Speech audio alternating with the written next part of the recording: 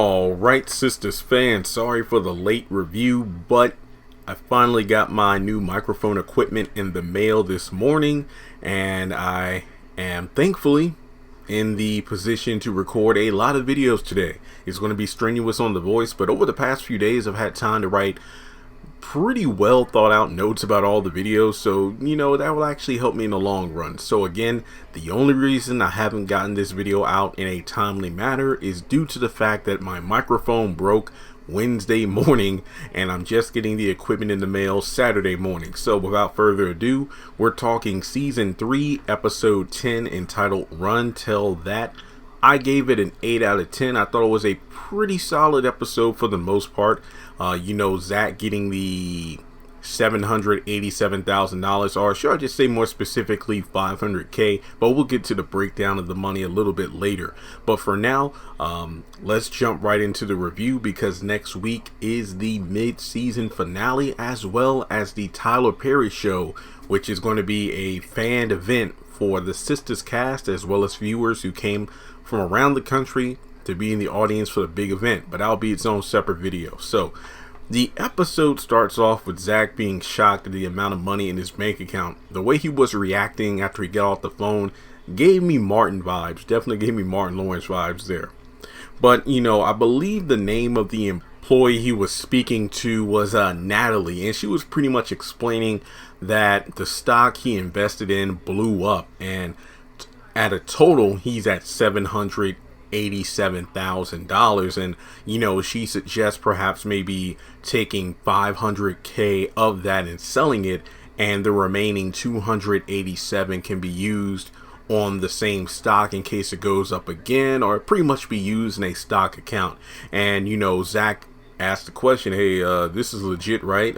This is pretty, standard. It's legal. So if I wanted to, I could come by the bank and take all the money, out of the account, if I just sign the paperwork and pretty much just remove it. And she's like, well, I would hope you wouldn't do that. But yes, if you wanted to move all the money from your account and go somewhere else, you could, or you could, take the 500,000 like I suggested. But basically, he says that after he gets off work, he'll swing by, sign the paperwork, and get things in motion.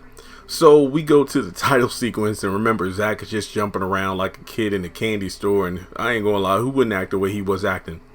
But pretty much he tells Fatima, because they're both dressed up and ready to go for the morning, they're about to go to work, and Zach is just like kind of in his own headspace, because this begs a good question. I love how the fact that somebody who really didn't have much or nothing, Zach, got this much money, because his reactions feel more realistic than someone like, let's say, an Andy, who, well, while $787,000 is a lot of money, remember, she just won a major lawsuit against the law firm she works at, which was over $1 million, as well as getting a role as a partner. So I'm not saying that 787 is a drop in the bucket, but I don't think the impact on Andy would be the same as it would be for Zach. So, Fatima's just saying, hey, I'm getting ready to go, you can lock up. And it's like, oh no, I'm actually leaving early, there's somewhere I gotta go. So we know he's going to go to the bank first, as opposed to going straight to work. But he's trying to contain this excitement. Fatima's asking why he's absent-minded. It's like, no, there's nothing wrong about that. And she actually wanted to have a chat about last night, and Zach was rightfully asking really why, because I thought last night everything that had to be said was said. But really, this was Fatima doing the same thing that usually occurs with her, saying that, hey, I'm afraid of being with you. It's like, because I'm afraid of giving you my all because of the whole Karen thing. And Zach pretty much breaks it down. We were together 3 years, so I could be wrong, but I think this was the first time it was stated exactly how long he and Karen were together. But essentially, he says, I got love for Karen, but I'm not in love with her. And that was very good. I love how Zach pretty much described the situation with Karen, because it gives it more weight. And it's just the situation with Karen, and this fact that, hey, if you had sex for once, you'll do it again, because it really goes back to the whole thing where she fell in love with this guy who apparently broke up with his fiance, and then they were together for like 2 weeks. I think she told Andy that but Fatima and this guy were together for like a couple weeks, and he dumped her on a Friday and then married the fiance ex on the Saturday, the very next day. And I can understand her reluctance, and I'm not even just talking about the preview for next week. Again, that's his own video, but I understand more of why Fatima is the way she is. It just seems like it's a bit repetitive, where these two have a night of passion, but then the very next moment she's filled with caution and kind of a little regret, because I feel like every time she hooks up with Zach, she's allowing herself to become just a little bit more vulnerable, and by doing so, she's kind of, in her mind, setting herself up to fail, especially if Zach proves to be the guy that her ex was, essentially. But basically from there, she doesn't want to, she asked the question, and I think this is the first time Fatima asked Zach this question, because usually he was the one to do it in season 2. So what are we doing? And it's like, well, you make me feel good, you do this and that. Essentially, it sounded like Zach was saying Fatima was a rebound chick, but it wasn't that. It's like, you're not a rebound chick, you're the chick I'm feeling, you're the chick I'm into right now. And he asked if he could see her tonight, and she's like, wait, where are you staying at? It's like, I'm staying with a friend. Is it Danny? No, not Danny. But basically says, well, you ain't staying here. And I'm thinking to myself, well, technically Zach never asked if he could stay there, and he just said if he could see her tonight. And I'm just thinking to myself, if I had that kind of money and somebody was being this reluctant, I'd be like, you know what, Fatima has like 1, 2, and 3 reasons why she doesn't want to be with me, but I got over 500,000 reasons why I should walk away. I'm sorry, that's petty, but he said, no, I got the money for a place. So she, before they leave, he's like, hey, stop running from me. It's like, don't leave like this, let's just talk it out, because obviously they both got to go to work. But he asked a very good question, and that's what the girls say about him. And she said, none, they don't say anything. And we know that's a lie, because for the most part, they all kind of just say the worst about Zach. I mean, it is what it is. But in any case, she leaves, and I love when after she leaves, Zach looks up the guy and says, I'm trying. So we actually see that he is trying to pursue Fatima with everything, as opposed to backsliding. But again, the preview for next week might prove otherwise. So when she's going outside to her car, she looks into the truck and notices that Zach's clothes are in there. And if I'm not mistaken, before she leaves for work, Zach, with all this money, he says something along the lines of, this little tiny apartment and whatnot. It's like about the feng shui and whatnot, basically the design. I'm thinking to myself, it's funny, like whenever you get a little bit of money, everything looks puny, everything looks pitiful, but I'll talk about that later when he's on the phone with Fatima. Alright, so then we get a brief scene. It's, of course, the next morning, as I already explained. Q and Maurice are having breakfast. Apparently, Maurice knows how to cook. And, Maurice says, I think Q's like, so what's the plan for today? Well, I'm about to go to work. Well, cool, I could just chill here. Nope, you ain't doing that. People have jobs to go to work. And he's like, fine, I'll just hang with the boys. What? Basically, the crew he hangs with that does criminal activity. And, he will go about his day, but then him and Maurice kind of have a moment, and then Maurice like, nope, let's go back to my room, let's finish the plate there. And we know what that means, right? Sausage links. So Sabrina's getting ready for her day as well, and Danny gives her a call, and it's essentially Sabrina being asked about the truth in regards to the same old. Preston isn't the routine guy that Danny usually hooks up with, but at the end of the day, in her mind, she's, simple, talking about the same old things every single day, the cows, the farm, this and that. But the way I think Sabrina broke it down is that Danny usually goes for a guy that she likes. They hook up, they move a bit too fast, something inevitable happens, and as a result, Danny grows bored and moves on to the next one. And she says Preston is a good guy who hasn't really done anything wrong yet. And then Sabrina just tells her about the Jacoby situation, how he came over. And, hey, I don't know, maybe he was kind of high, the way he was acting, he was apologizing, but I don't know if I should believe him. I couldn't decipher if Danny was just saying go with it, or the fact that he apologized and he has it in paper, you did nothing wrong, just take the apology and run with it, and that's it. So she's telling Sabrina also that because Sabrina's like, wait, this is out of character, Danny. I mean, you're at work this early. Usually you're still in bed, but oh yeah, I'm just working extra shifts to give me a house and whatnot. Be independent. So Sabrina points out her lack of communication with Preston one more time, and then we go over to the bank. Zach comes in. I think this is only the second time Zach and Maurice have interacted, and I've enjoyed it a lot because Zach just strolls in, he's smiling, he's like, Mr. Customer Service. Then Maurice tried to throw some shade at him, but Zach's like, you know what? Not even you can ruin my day to day. And that's when he speaks to Natalie. And then, of course, Sabrina sees what's going on. She rushes out there to ask Maurice what's going on. And, Maurice like, I don't know. So it's kind of funny because from there he says, I'm going on a break. Maurice, you just started working. And then it turns out there's actually a customer in the bank. I'm not going to lie. My jaw dropped because I'm like, holy crap, we actually have a customer in the bank. So from there, Zach and Natalie have a chat, and she's amazed by the stock. And, she's trying to dig deeper. Like, so how did you know it was going to do what it was going to do? Well, to be honest, this was my first time and I didn't know. But essentially, he talks about the excitement. You know what? Give me in 5 and 10s. I'm going to rain on these hoes. Go to a strip club. No. I'm cool. But essentially, he agrees with what Natalie said. You know what? Here's what we can do. Can I open a new account to move the $500,000 in cash to, and from there keep the 287 off of this particular stock, but to keep in order to look at other stock options. And she actually handed him a folder, but he's like, look, I don't know much about it. Can you email it to me? He's like, sure.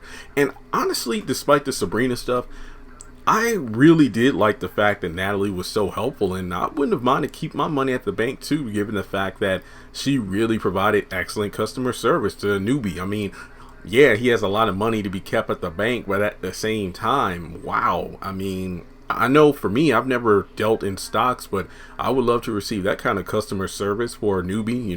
Not only am I bringing a lot of money to the bank, but at the same time, you're establishing that customer corporation environment where it's like, oh, okay, so not only is this a major win, but you're going to help me set up for even future wins, because she handed a folder with other successful stocks that the bank has worked with before. So from there, he's like, yeah, well, there's one thing I could do. Can I get a check written for $72,000? Who would you like to make that out to? And we cut the commercial break while he's smiling, and we know it's for Karen. So then we go over to Andy and Fatima at work. She notices that Andy's been a bit off today, and she pretty much says, yeah, well, here's the thing. Gary actually caught me and Robin at the restaurant last night. And Fatima's like, damn, I knew this was going to happen. And remember, she warned Andy like 2 or 3 times, but her little lie over omission, but whatever. So essentially, Gary wasn't as mad as she anticipated, but at the same time, he went to the gym and didn't come home all night. And after work, wants to meet with a therapist. So it's almost as if she's talking like, yeah, I'm the one who really messed up, and kind of in a way she did, but at the same time, that's the Garyisms, where even when Andy's kind of in the right, or you could say her wrong isn't as wrong as Gary's wrong, all of a sudden she's the one who feels like she was the one who's been naughty, so to speak, and not in a sexy way. So from there, Fatima suggests giving her the name of the therapist. That way she can look it up to see if it's legit, the same one that was moaning and groaning. Let's see what this therapist is really all about. And Robin actually comes in, and Andy's nervous because apparently they have a lot in common, and Fatima's kind of rooting for them, like, I'm just saying, they got a lot in common, why not go for it? So from there, Fatima steps out to get to work after she fawns over Robin, and the meeting's pretty quick. What he said about it being a telecom meeting is essentially the same of this meeting could have been an email, because their clients don't end up getting exactly what they wanted, but the pretty much agreement between the two was reasonable enough that they decided to end the case. But Robin is disappointed due to the fact that, well, darn, guess we can't do that dinner invitation. She's like, well, you know what happened last night? Yeah, I know. And you see this ring. And I'm just thinking to myself, Andy, if you're that insecure about your relationship that you need to flash the ring or mention it to anyone who hits on you, that pretty much is a signal that you really aren't feeling Gary the way you think you are. or at least the way you want other people to interpret the way your relationship is. But in any case, turns out he's actually has a meeting with one of the other partners at the firm because they're looking to open a UK division. So even though he's not technically working at the law firm Andy does, he's going to be part of the partnership, meaning that he's going to be around a little bit more than he is at the time that these two first met, because Andy's like, wait, so all this was because of a partnership? Oh, no. Everything between us, in regards to this case was legit. The partnership was just something, else that just popped up. So the look on Andy's face was like, interesting. So we go back to the bank, and Zach's leaving Natalie's office pretty dang happy. He says goodbye to Mr. Customer Service, and, Sabrina kind of gives the default customer service farewell.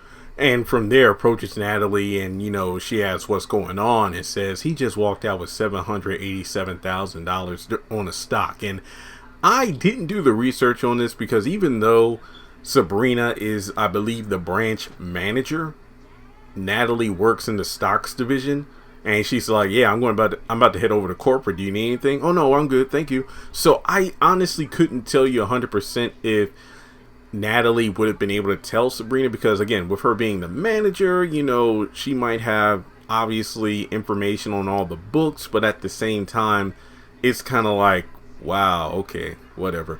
All right, so then she has a chat with Maurice. He's texting Q, and he's happy about it. And Sabrina's kind of, and I wouldn't say in this situation Sabrina's being super nosy, but she's being rightfully cautious for her friend, given the fact that, this dude's a thief, and, he stole Calvin's checks and everything. And, instead of calling the cops, you decided to just let him go, and now you're hooking up. And essentially, even though you had a great night, you should be careful. And at the end of the day, he's all about having a good time. But I will say Sabrina looked hella good in that blue dress, though. I know some people were talking about the boots, but I didn't really see the boots in a lot of the frame she was in, so I can't really give a comment on them. I know that, Maurice was definitely complimenting her, but remember, he was in a good mood. So then from there, at work, I think Zach calls Fatima because she had texted him, and apparently he has dropped out of Chain Breakers, and, obviously she's concerned about that. And I've had some feelings about that, but like I said, maybe I'll discuss it in another video or towards the end of this one. But, in order to make sure she's not worried about him, is like, hey, don't worry, I'll get a hotel tonight.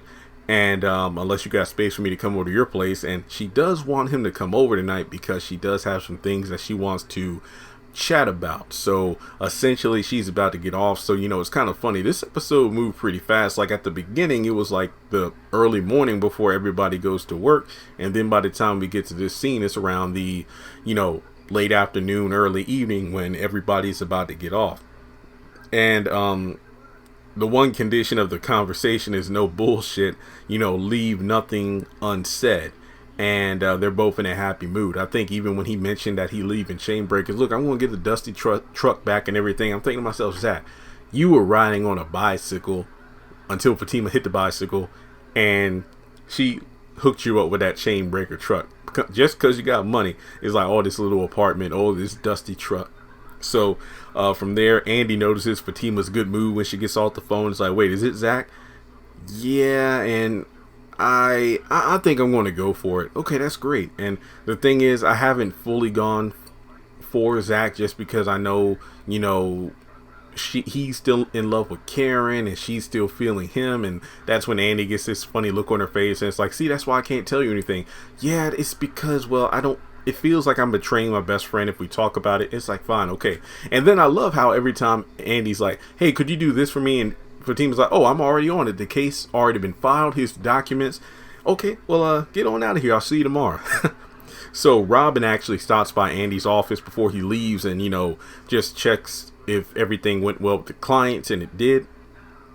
And yet again, he's bummed due to the fact that means they can't have an excuse to meet for drinks anymore, and at his hotel, I believe. And I believe that until she says I do to Gary, apparently in his mind, Andy's still fair game. That's essentially what it boils down to. So Fatima checks in with her one more time before going home, and she could tell that Andy's a bit flustered in the best possible way when it comes to Robin. Zach tells Danny that if you hit the lottery, what would you do? And this is at the airport, because remember, he's in a good mood. He just sneaks up on her. She would say, well, I'd buy a house and pay off my student loans, get a car, quit this job, smoke all the weed I want to. What about future income? Well, I don't know about that. And then, why don't you ask me? Why don't you ask me what I would do? What? Just ask me. Come on. Okay, fine. Here's what I would do. I'd buy this duplex for $483,000. I'd live in half of it. I'd rent out the other half for about $200,000 a month. I'd pay off the mortgage enough on the place just so it's down to about $800 per month in order to build up my credit. And then I would buy some properties and create my own kind of chain breakers. Essentially, you know what they do? They buy up kind of torn down houses, apartment complexes. They rebuild them and then sell them for profit. So Zach seems to have everything in order right now. And he also reveals to Danny that, hey, that's me. That stock I hit big, and I just wanted to tell you because you're the one who helped me get this job in the first place. You know, I put in my 2 weeks notice and I'm out of here. And he keeps saying that. I know Sabrina probably told you how much it is, but you know what? You can talk to the other girls and ask. She'll let you know how much it is and everything. And I felt like that was a misstep, to be completely honest. So I think that he said tomorrow I'm actually going to buy that duplex and whatnot. So make sure you tell the girls, and he's out. So from there, Danny calls Karen and then also gets Sabrina on the line and says, look, Zach's been acting funny. He says he put in his notice and the fact that he hit some stock. What's going on? And that's when Sabrina says it was legal. You know, I really can't confirm the full amount, but it looks like it's $787,000. And Karen's like, damn. And they're like, Karen, what's wrong? Because they're both like, you know, you act like nothing's wrong, because she's like, look, as long as I get the money I owe, I don't care. And then as soon as they think Karen's off the line, they say, yeah, she's just putting on an act. She knows she lost out. I'm still on the line. So then from there, Sabrina's leaving the bank and Jacoby kind of confronts her just to say, hey, I just want to let you know I'm sorry, and I'm not crazy, but I'm not really going to stop coming around and whatnot until you forgive me. And, you know, after he leaves, she locks the door out of desperation. So okay, let me get to this last scene and then I'll talk about thoughts. So Andy gets home from work. So yeah, the episode, like I said, it skipped from the morning all the way to the end of the day. Andy gets home, hears some noises coming from the bedroom. She opens it. What the? Because she sees one woman, you know, in almost like a professional outfit, and then Gary's on the bed with another woman on top. And that's the end of the episode. This ended the way I thought it did, because remember I did that video about, will Andy overhear Gary and the therapist in her bedroom? Now, I did have some I used the term issue lightly here. Let me just say I had some problems with the episode. I said it before, I don't really like the route they're going with the Jacoby character, just because of the fact that, well, we knew he might have shady intentions because of the fact that as soon as we knew he knew Alonzo, it's like, But now it's like you're literally making this character unstable for the sake of pushing the Calvin narrative. And I mean, in the preview for next week, we see Sabrina and Calvin together for some reason, and it's like character assassination on Jacoby's part. I mean, here's the thing. I still don't think he should have gotten fired, but at the same time, if you want to get rid of Jacoby, just have him fired and that's it. Don't make him to this crazy nut job, because he's just like Alonzo. Didn't Alonzo come back to the bank to apologize when he found out that the hate crime charges and everything against the LGBTQ by assaulting Maurice could cause him to lose his career and everything? Jacoby's kind of doing the same thing with Sabrina, you know, popping up unannounced, just surprising her, begging for forgiveness. Sometimes you just gotta back off and let these things play out the way they're supposed to. I still say, if nothing else, Jacoby should just meet with the, you know, head of the bank, you know, the person that's ahead of Sabrina, to explain his side of the situation. But, you know, it's feelings and all this other bull crap that just make things a lot worse than they should be. After that, you know, I remember giving a lot of flack to Sabrina, especially she ran her mouth about the situation with Zach. Well, obviously it was more so Zach than Sabrina, due to the fact that, well, I think Zach should have let his actions speak rather than his words, you know, like not say anything about quitting the job until his last day when he says goodbye to Danny, handing that check off to Karen,